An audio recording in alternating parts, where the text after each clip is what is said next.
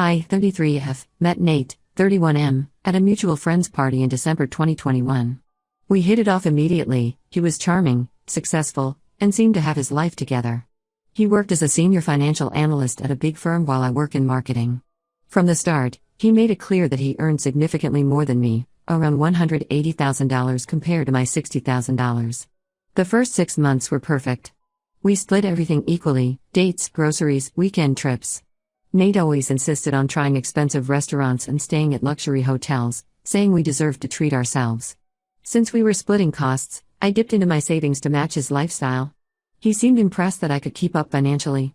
Around July 2022, things began changing. First, it was small things. Nate would forget his wallet at important moments, right when the dinner bill arrived or at the grocery checkout. He'd say he'd Venmo me later, but the payments never came. When I brought it up, he'd claim he forgot or that his app was having issues. By September 2022, I was paying for almost everything. Concert tickets, groceries, gas for road trips, it all fell on me. Nate's excuses got more creative. His company was switching payroll systems. His account was frozen due to suspicious activity. His family needed financial help. He always promised to pay me back once things settled. That's when I suggested using Splitwise. I showed him how it could track shared expenses and make splitting costs easier. Nate was reluctant, saying it felt too transactional for a serious relationship. Still, I started logging everything: every meal, every grocery run, every shared bill. Nate barely logged anything, though he occasionally bought coffee or snacks. In May 2023, I decided to review our Splitwise history. The total shocked me. Nate owed me $5,000. When I showed him the app, he got defensive. He claimed work was stressful with a big merger happening. His year-end bonus was delayed. He needed to help his sister with rent. He'd pay me back soon, he promised. June came and went. Despite countless conversations, Nate only made excuses. His car needed unexpected repairs. His wisdom teeth needed removal. His apartment lease renewal had a rate hike. Meanwhile, I noticed he was still eating at expensive restaurants with his work friends and buying designer clothes. After multiple arguments, Nate finally paid me $2,600 in August. He transferred it in small amounts over several weeks, each time acting like he was doing me a huge favor. The remaining $2,400 is still pending. He promised to pay by early October, then pushed it to early November, then end of November. Now it's December and I haven't seen a cent. What really bothers me is his attitude toward money in general. I've caught him stealing small items from stores multiple times: energy drinks, phone chargers, even cologne. He laughs it off, saying big corporations build theft into their prices anyway. When I express discomfort, he calls me uptight and says everyone does it. Recently, I spoke to his stepmother Sarah about my concerns. She revealed something disturbing. Nate had borrowed $3,000 from her last year for a gaming PC. Unlike with me, he's been making regular payments to her. When I confronted him about this, he exploded, saying I had no right to discuss our financial matters with his family. Nate's irresponsible behavior extends beyond just owing me money. His luxury apartment always has late rent notices on the door. He leased an expensive BMW he can barely afford. I've seen the past due notices in his mail. Yet he continues to spend lavishly. His Instagram is full of posts from high-end restaurants and exclusive clubs where he treats his work friends to bottle service. Yesterday pushed me over the edge. I discovered Nate bought first-class tickets to Cancun for a guy's trip in January. When I asked how he could afford a luxury vacation while owing me money, he snapped. He said it wasn't my business how he spends his money and that I was being controlling. According to him, couples shouldn't keep track of who owes what, it should all even out naturally. I feel trapped. Taking him to small claims court seems extreme while we're still dating. His family is aware of the situation but can't help since he owes them money too. Though he's paid his stepmother more consistently than me, she mentioned he still owes her $2,000. My friends are pushing me to break up with him, saying his behavior won't change. But after 2 years together, it's not that simple. Plus, I worry that ending the relationship means I'll never see my money again. I need advice on how to handle this. Nate clearly has the money for expensive trips and designer clothes but claims he can't pay me back. Should I give him more time? Take legal action? Break up and accept the loss? Any insights would be appreciated. Edit. Some clarifying details many have asked about. Yes, I have everything documented in Splitwise with dates and receipts. No, we don't live together. Yes, I've stopped paying for things since August. No, we don't have any joint accounts or finances. Update 1. Thanks everyone for the advice on my previous post about Nate owing me $5,000. A lot has happened in the past 2 weeks that I need to share. After reading your comments suggesting firm deadlines, I sat down with Nate for a serious talk. I told him I needed the remaining $2,400 by December 31st, no exceptions. To my surprise, he agreed immediately. He even logged into his online banking to show me he had $6,000 in his account. He promised to transfer the money that week once a few pending transactions cleared. Looking back, this should have been my first red flag. Why wait if he had the money? Last Tuesday, I was at Nate's apartment using his laptop to print some work documents. With his permission, I had a deadline and my printer broke. His Chrome was logged into Gmail, and a message from his stepmother Sarah popped up. The subject line caught my eye: final warning about repayment. I know I shouldn't have opened it, but given everything, I did. The email revealed that Nate had been lying about paying Sarah back. He claimed he was sending her $500 monthly, but bank statements she attached showed he had only paid $300 total over the past year. She threatened to tell his father about the loan if Nate didn't start making real payments. His father apparently didn't know about the gaming PC loan. This discovery led me to dig deeper into his emails. In his drafts folder, I found dozens of messages with Fast Cash Loans, a payday loan company. Nate had taken out multiple loans with interest rates over 300%. April, the total amount he owed them was nearly $8,000. He was using new loans to pay off old ones, creating a vicious cycle. But that wasn't all. I found past due notices for his BMW showing he was 3 months behind on payments. The luxury apartment he claimed to own? He was illegally subletting it from someone who had no idea Nate was living there. The real tenant was working overseas and had trusted a friend to watch their place. Nate somehow convinced this friend to let him stay there. When I confronted Nate with everything I'd found, he broke down completely. Through tears, he admitted having a gambling addiction that started shortly after we began dating. He'd been spending thousands on online poker and sports betting, chasing losses with borrowed money. His 6-figure job salary was going entirely to gambling debts and maintaining appearances. The shoplifting I'd witnessed wasn't just about small items either. Nate confessed he had been stealing electronics from his workplace: laptops, tablets, even company phones. He was selling them online through various accounts. His company's IT department was investigating missing inventory, which explained why he'd been stressed about work lately. The most shocking revelation came about his finances.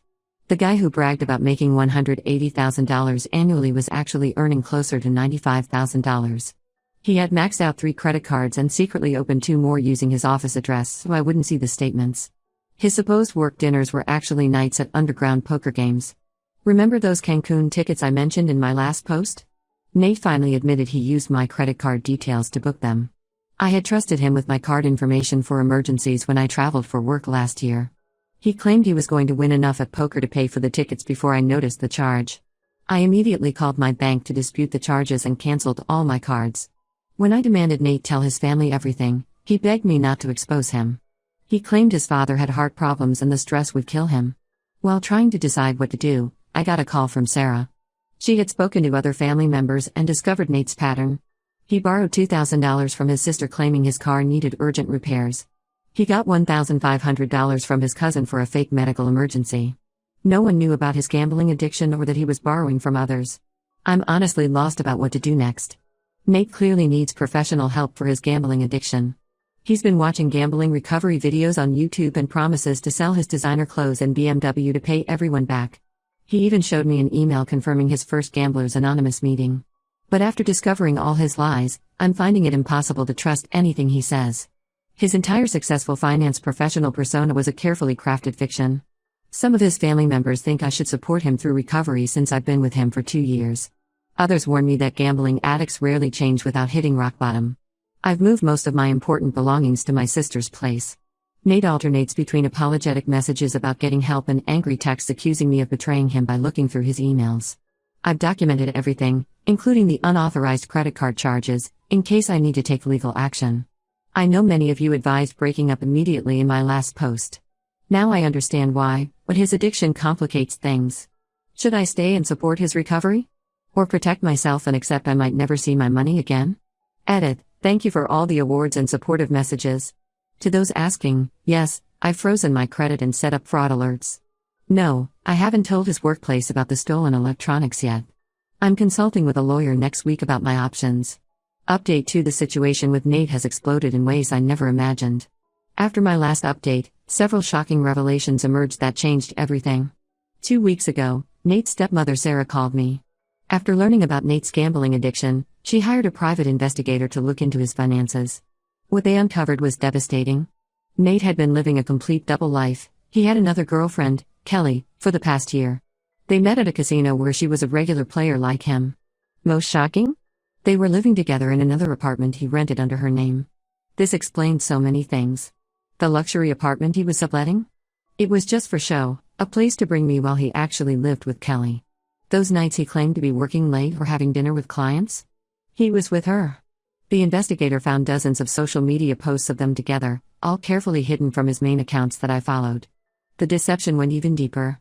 Kelly worked at Fast Cash Loans, the same payday loan company Nate had borrowed thousands from. She was a loan officer who had been helping Nate get approved for loans despite his terrible credit score. They had worked out a scheme. Kelly would process his loans without proper verification, Nate would use the money for gambling, and if he won, they'd split the profits. When he lost, he'd just apply for another loan through her.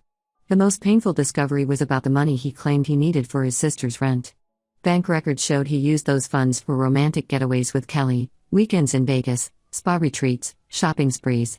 All those Instagram posts of expensive restaurants and exclusive clubs I mentioned before? He was there with Kelly, not work friends as he claimed. The investigator found receipts showing he spent over $15,000 on gifts for her in the past year while telling me he couldn't pay me back. Kelly had no idea about my existence either. Nate told her I was his obsessive ex-girlfriend who kept harassing him for money he didn't know. He showed her edited screenshots of our conversations to make me look unstable. She believed she was his only girlfriend and they were planning to move in together officially next month. Nate's workplace finally caught up with his theft scheme. Security cameras captured him taking electronics late at night using his access card. When HR called him in for questioning, he resigned on the spot. Now he's jobless, and both Kelly and I have left him. His family has cut all contact after learning the full extent of his lies and manipulation. I filed a police report about the credit card fraud and reported Kelly to Fast Cash Loans' corporate office. The company fired her immediately and is auditing all loans she processed in the past 2 years. Nate's father hired a lawyer to help family members recover their money, but preliminary investigation suggests most of it was lost to gambling.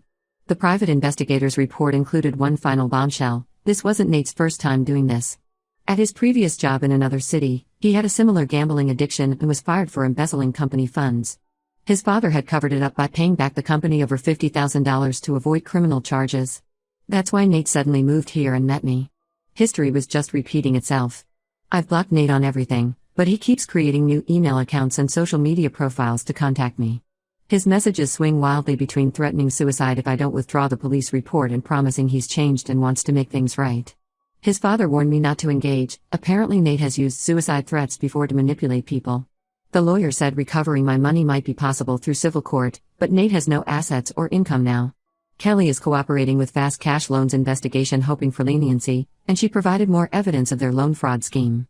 The total amount Nate borrowed through her exceeds $30,000. I'm working with a therapist to process all this betrayal. It's hard to accept that someone I trusted for 2 years could lie so consistently. Nate's family has been surprisingly supportive, sharing information to help build a case against him and warning other people he might try to scam. Edit. Many asked about the Cancun tickets. Yes, the credit card company reversed all charges after seeing the police report. No, I haven't heard from Nate's other victims yet, but his father's lawyer is trying to track them down. Update 3: I'm posting a final update about the Nate situation. These past 3 months have revealed even more shocking details about his scams and manipulation. The police investigation uncovered that Kelly wasn't Nate's only side relationship. He had been running the same scam with 3 other women he met through dating apps. Sarah's private investigator found dating profiles Nate used under different names. He targeted specifically wealthy, married women, claiming he needed loans for various emergencies: his mother's cancer treatment, his sister's urgent surgery, or his father's business troubles. 2 of these women were married to prominent businessmen. Nate had been blackmailing them with threats to expose their online dating profiles to their husbands. The investigator found emails where Nate demanded monthly payments to stay quiet. One woman had paid him over $20,000 in blackmail money. The other had given him access to her husband's vacation home, which he used for meetups with Kelly. Thanks to the evidence from the private investigator and police report, my credit card fraud case was successful. The bank reversed all charges from the Cancun tickets and strengthened my account security. However, recovering the $2,400 Nate still owes me seems impossible. He's fled the city after the police started investigating the blackmail allegations. His family last heard he was gambling at casinos in Las Vegas using a fake ID.